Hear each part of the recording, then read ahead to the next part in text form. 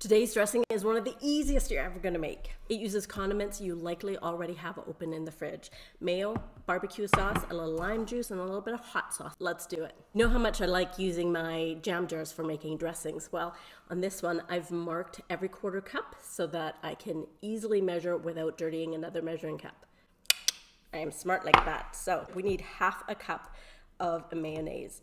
Doesn't need to be precise because we can always taste and adjust as needed. We're not baking here. It's about half a cup. A quarter cup of a barbecue sauce. Get your favorite barbecue sauce.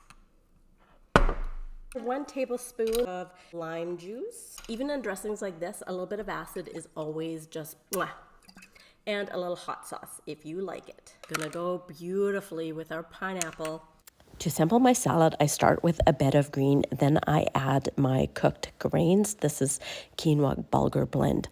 Then I top with a little bit of coleslaw because I had some, but you know, there's never enough red cabbage and carrots, so I add a little bit more. And then I had some radishes, so I added those. Then time for the grilled pineapple. And yes, you could use canned pineapple, no problem.